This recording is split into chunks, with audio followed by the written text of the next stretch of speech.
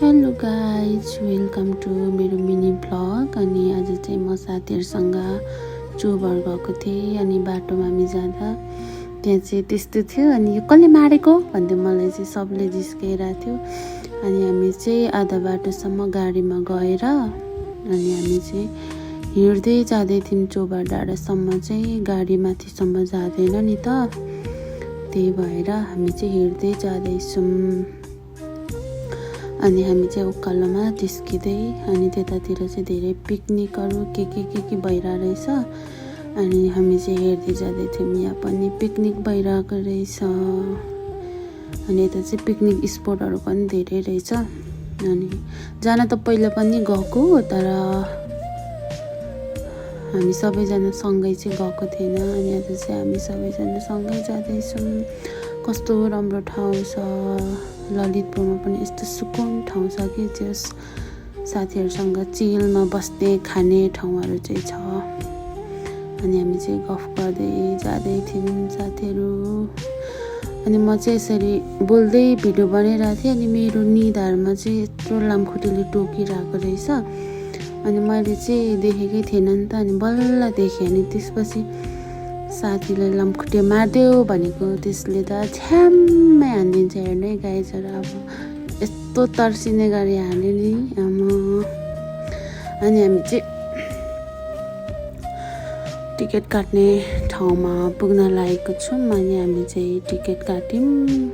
एकजनाको चाहिँ 20 रुपियाँ लिँदो रहेछ त्यहाँभित्र जानलाई चाहिँ। अनि यस्तो राम्रो ठाउँ छ हेर्ने गाइज, हेर्नु त चोबर डाँडा यस्तो राम्रो छ। अहिले चाहिँ बर्खाको समय भएर एकदम हरियाली भइरहेछ नि त यहाँ चाहिँ, त्यही भएर रमाइलो छ। हिउँदको बेला चाहिँ सबै यो झारहरू सुकेर कस्तो देखिन्छ कि, तर अहिले बर्खाको समयमा चाहिँ एकदम हरियाली अनि राम्रो देखिन्छ साथीहरू। अनि अब हामी चाहिँ यहाँ पुगेर अनि यस्तो डाँडामा निस्केर सबै धेरै यहाँबाट चाहिँ काठमाडौँ ललितपुर सबै देखिन्छ नि त। अनि हामी चाहिँ यता साथीहरूसँग हेर्दै थियौँ। अनि कति धेरै मान्छेहरू पनि हुनुहुँदो रहेछ। अनि हामी चाहिँ एकछिन हेर्दै रमाउँदै कस्तो राम्रो भन्दै उफ्रिँदै बस्यौँ। त्यतातिर पनि जानु चाहिँ मिल्छ है साथीहरू, यस्तो राम्रो ठाउँ छ त्यो भित्ताहरूतिर, गाउँको जस्तो के। अनि गाउँको जस्तो जङ्गलहरू कस्तो रमाइलो छ। अनि एकचोटि मैले चाहिँ सर सबै तपाईँहरूलाई पनि देखाएँ। अनि त्यसपछि अब हामी यहाँ चाहिँ फोटोहरू खिचेर, घाम धेरै थियो नि त, त्यही भएर यहाँ बिसाउन आँटेको। हेर्नुहोस् न, फेरि एउटा चाहिँ उसकै तालमा छ। अनि हामी चाहिँ फोटोहरू खिच्यौँ, बस्यौँ। अनि अब हामी चाहिँ खाजा खाने, त्यतै किनेर खाने। हामी चाहिँ घरदेखि चाहिँ केही पनि लगिनौँ। मलाई चाहिँ कस्तो अल्छी लाग्यो, त्यही भएर यस्तो। अनि हाम्रो चाहिँ खाजा आजको यस्तो छ हेर्न साथीहरू। हामीले चाहिँ पुरै जङ्क फुड मात्र खाइरहेछौँ है। अनि उसले चाहिँ मलाई 2टा भनेको है साथीहरू।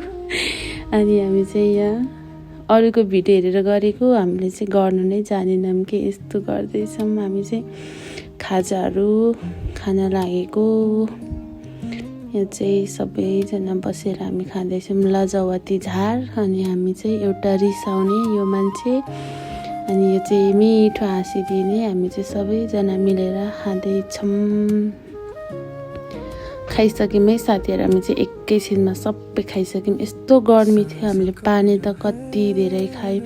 पानी त 5-6 बोतल हामीले किन्यौँ होला। अनि त्यो भित्र पार्क पनि छ कि साथीहरू। अनि त्यो पार्कमा जानलाई फेरि 50 रुपियाँ टिकट लिँदो रहेछ। अनि हामी त्यो पार्कभित्र चाहिँ कस्तो राम्रो यो फुल फुलिरहेको रहेछ। अनि यहाँ फोटो खिच्दियो न भन्दै थियो उसले चाहिँ।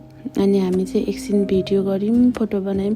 फेरि निस्मा पनि आइपुग्यो साथीहरू, पनि मैले बोलाएर यहाँ आइपुग्यो। अनि अब हामी चाहिँ फर्क्यौँ साथीहरू, एकछिन घुम्यौँ, फोटो खिच्यौँ। अनि हामी चाहिँ फर्क्यौँ, घरमा पनि छिटै आउनु भन्नुभएको थियो नि त। अनि हामी चाहिँ गाडी चढिसक्यौँ है। अनि यहाँ चाहिँ हामी गाडीमा पनि फेरि हाम्रै ग्रुप मात्रै रहेछ, गाडी नै पुरै खाली थियो। अनि हामी चाहिँ त्यहाँ ड्राइभर दाइहरूले गीत बजाउनु भएको थियो, तामाङ गीतहरू, नाच्दै बस्यौँ। हामी चाहिँ जिस्किँदै बस्यौँ। अनि त्यसपछि हामी चाहिँ अब बाटो लाग्यौँ घर फर्केको। सबैजना नाचिरहेछ साथीहरू।